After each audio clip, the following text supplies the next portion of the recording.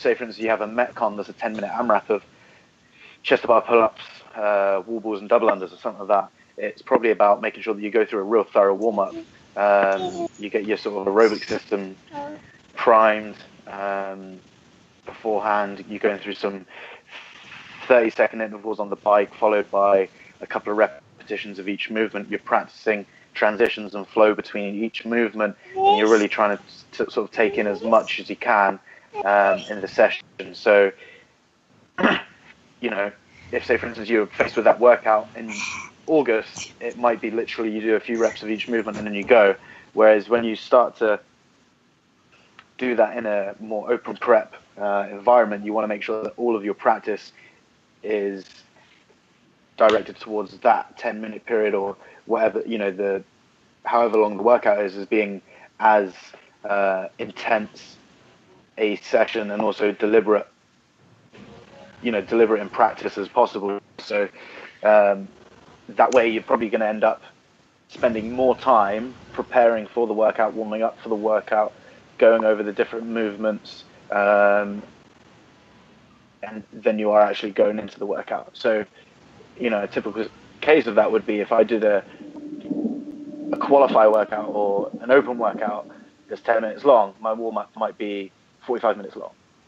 And it's about making sure that those scenarios are really practiced and well thought out in the couple of months leading up to the Open.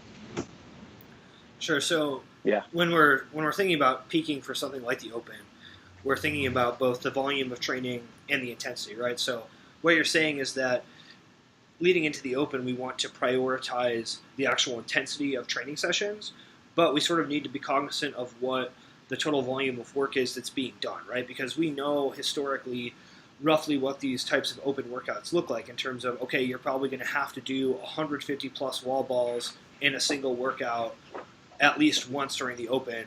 And if you're going to repeat that workout, you have to be prepared to potentially do 300 plus wall balls over the course of 3 or 4 days, right? So we have these volume considerations that hopefully have been built up over time leading into this phase. And then we're saying, listen, we know roughly how many repetitions you're going to be expected to do in this type of workout. And now we want you to be able to do those repetitions, not just, okay, cool, I can get it done because I have, you know, A1, A2, B1, B2, C1, C2, Part D with an EMOM, and then a little bit of a core finisher.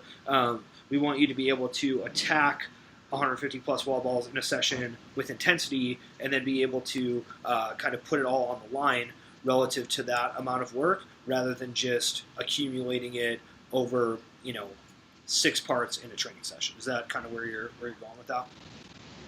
Yeah. It's almost like you're going to be faced. You know, you're usually probably going to end up on the floor from some real shitty workout throughout the year, probably around about maybe once a week, and then, you know, in the Open, you know, if regionals is your goal, and you're, you know, even if you know, like, it's now very,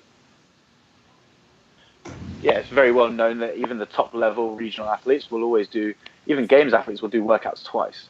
So they need to be able to actually deliver that type of intensity twice a week minimum, and potentially up to 3 times a week, just to get you used to that sort of feeling. And it's just making sure that you're just not you're not like, I think that there's a big there's a fine line between sort of going to that point and then also holding back just a little bit.